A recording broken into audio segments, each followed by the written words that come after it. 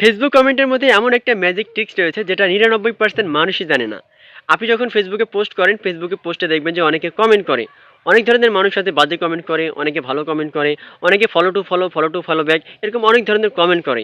আপনি যদি কমেন্টগুলো করা বন্ধ না করেন তাহলে ফেসবুকে আপনার রিচ, এঙ্গেজমেন্ট বা আদার্স বিভিন্ন ধরনের সমস্যা তৈরি হবে। তাহলে আপনি এগুলো বন্ধ করবেন কীভাবে? আপনার তো বন্ধ করার ওয়ে নাই, তাই না? বাট আজকে আমি এমন একটা সিক্রেট ট্রিক শেয়ার করবো যেটা ফেসবুকের মধ্যেই আছে। এই ফেসবুকের মধ্যে থাকে এই ট্রিক্সের মাধ্যমে কিন্তু আপনি এ ধরনের কমেন্ট করে আপনি একবারে বন্ধ করে দিতে পারবেন। তার যদি কমেন্ট করে এগুলো অটোমেটিক্যালি হিডেন হয়ে যাবে। সেই কমেন্টগুলো করা আপনি কীভাবে বন্ধ করবেন, কোথায় সেটিংসটা পাবেন চলুন আমি সরাসরি দেখে দিচ্ছি। আর এরকম ইম্পর্টেন্ট ভিডিও ওনারাও দেখে যেন উপকৃত হতে পারে, যেন ভিডিওটি অবশ্যই আপনি শেয়ার করে দেবেন। তো চলুন তাহলে মূল ভিডিওটি শুরু করা যাক। তো ফার্স্টে আপনার ফোনে ডাটা অথবা ওয়াইফাই অন করে নেবেন। নেওয়ার পরে আপনার যে ফেসবুক আছে আপনার ফেসবুকটা ওপেন করবেন। ফেসবুক ওপেন করার পরে আপনি ওপরের দিকে ডান কর্নারে 3 লাইন অপশন পাবেন। আপনি 3 লাইন অপশনে ক্লিক করবেন অথবা যে আপনার যে প্রোফাইলের যে প্রফেশনাল ড্যাশবোর্ডে আপনাকে ওপেন করতে হবে। তো 3 লাইনে ক্লিক করার পরে দেখেন লেখা আছে প্রফেশনাল ড্যাশবোর্ড। আমি প্রফেশনাল ড্যাশবোর্ডে এখন ক্লিক করব। তো আপনারাও প্রফেশনাল ড্যাশবোর্ডে ক্লিক করে দিবেন।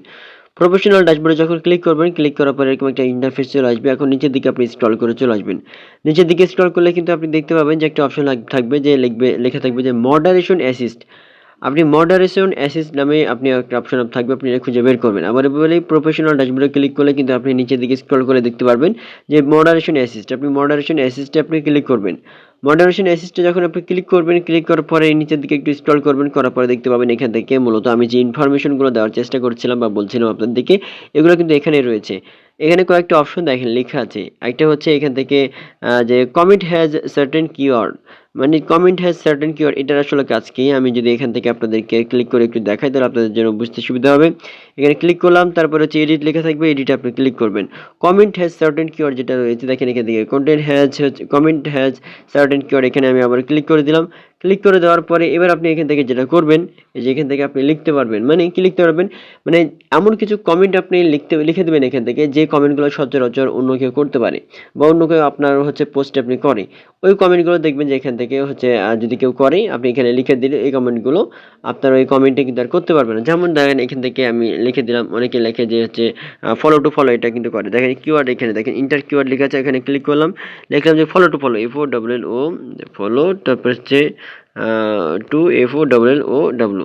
এই যে দেখেন এখান থেকে ফলো টু ফলো, তারপর এখানে অ্যাড লেখা আছে, আমি অ্যাডে ক্লিক করে দিলাম। অ্যাডে ক্লিক করে দিলাম, দেখতে পাচ্ছেন এখান থেকে ফলো টু ফলো হয়ে গেছে। তারপর এখানে যদি আবার লিখি যে হচ্ছে অনেক ধরনের অনেকে বাজে কমেন্ট করে, তো ওগুলো আমি এখানে লিখতেছি না, প্রবলেম হবে ফেসবুক থেকে এখান থেকে আমি দেখাইলে, ঠিক আছে? তারপরে লেখা আছে যে অনেকে লেখা থাকতে পারে যে হচ্ছে তারপরে ফলো, তারপরে লেখা আছে ফলো মি ব্যাক লেখা থাকে, এখান থেকে এটা ক্লিক করে দিলাম।